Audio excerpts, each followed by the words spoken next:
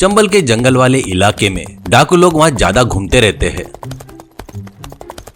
वो घरों में घुसकर डराकर उनके अलमारियों में से पैसा सोना लूटकर जाते थे। उस गांव में चौहान और पटेल करके दो दोस्त रहते हैं। चौहान बहुत अच्छा था। चौहान की पत्नी बहुत बुद्धिमान थी। वो अपने पति को अच्छे अच्छे सलाह देते रहती थी। पटेल भी अच्छा था, पर उसकी पत्नी बहुत सर्किट झगड़ालू थी और पैसों की लालची भी थी। उसका मुंह लगना बोले तो पटेल डरता था। पटेल एक कपड़े की दुकान चलाता था।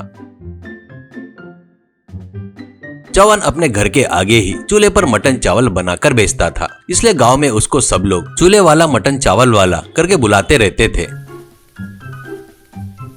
कभी कभी पटेल वहां आकर मटन चावल खाने के लिए आता, तो खाने के बाद पैसे देने जाता तो चौहान नहीं लेता था। तू मेरा बचपन का दोस्त है, तेरे से पैसे कैसे ले सकता हूँ, नहीं नहीं करके समझाता था।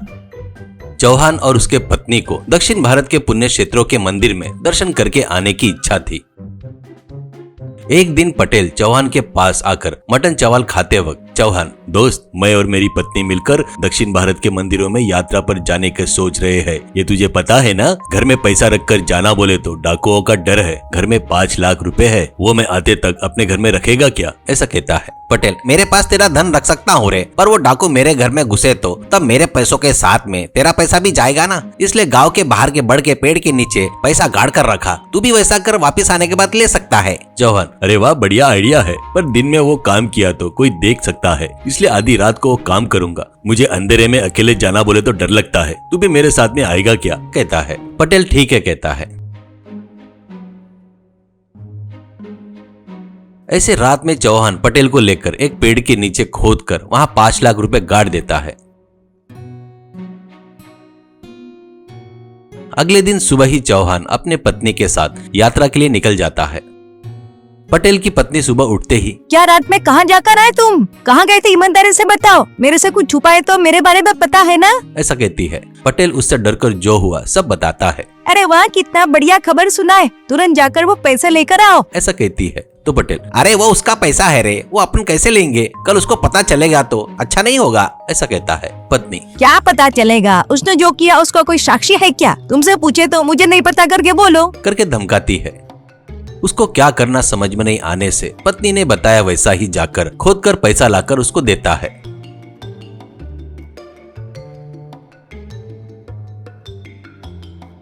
वो उन पैसों से एक सोने का नेकलेस बनवाकर गले में डालती है। कुछ दिनों बाद यात्रा पूरी करके चौहान और पत्नी घर वापस आते हैं। चौहान जाकर पेड़ के पास खोदकर देखता है तो पैसा नहीं दिखता। इससे वो सुन्न हो जाता है।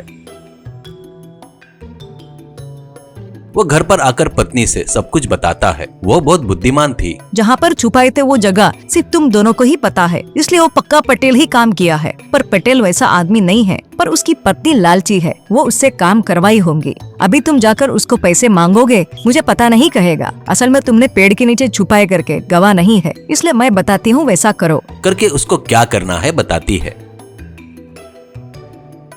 वो तुरंत पटेल के दुकान के पास जाता है। उसको देखकर पटेल घबरा जाता है और मन में, इसका चेहरा देखे तो इसके चेहरे पर घबराहट नहीं दिख रही है, क्यों यानी अभी तक वो पेड़ के पास नहीं गया शायद, सोचकर, अरे हाँ दोस्त आजा, कब आया यात्रा से, कैसी रही यात्रा, ऐसा कहता है। तो चौहान, तुम्हारी दया से सब बढ़िया रहा। हाँ, एक बात बताने के लिए आया हूँ दोस्त, अपने को और एक बार उस पेड़ के पास जाना पड़ेगा, क्योंकि कल ही मेरे मामा जी ने जगह खरीदने के लिए 10 लाख रुपए भेजे। ये 10 लाख रुपए भी वहाँ गाड़ दिए, तो इस बार मैं उत्तर भारत के मंदिरों में जाकर दर्शन करने का सोच रहा हूँ। कल रात में तुम्हारे घर पर आता हूँ, अपन दोनों मिलकर पेड़ के पास जाएंगे, ऐसा कहता है। वो सुनकर पटेल मन में, पेड़ के पास क्या करके सोचकर, अरे हाँ ठीक है, हाँ जाएंगे, ऐसा कहता है।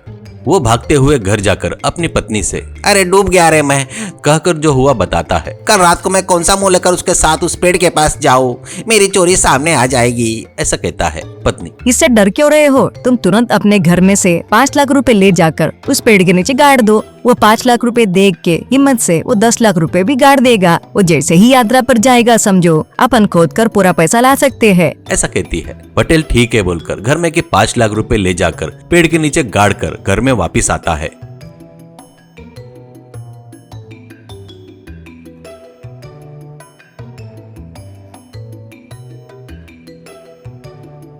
अगले दिन पटेल चौहान के लिए दिन भर राह देखता है, पर वो नहीं आता। आधी रात हो जाती है। अब पटेल से रहना नहीं हुआ। वो जाकर चौहान के घर का दरवाजा ठोकता है।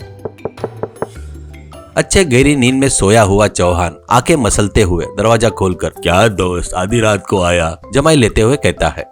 पटेल, क्यों क्या, आज रात को पेड़ के पास जाएंगे बोला था ना, ऐसा कहता है। चौहान, ओहो वो क्या, अरे भूल गया रे, तेरे को सुबह होने के बाद बताता सोचा, फिलहाल यात्रा कैंसिल कर दिया दोस्त, कुछ दिन रुक कर जाने की सोच रहा हूँ, इसलिए शाम को वैसे ही जाकर अपने गाड़ी से 5 लाख रुपए ला लिया, ऐसा कहता है। बस पटेल चक्कर आकर नीचे गिर जाता है।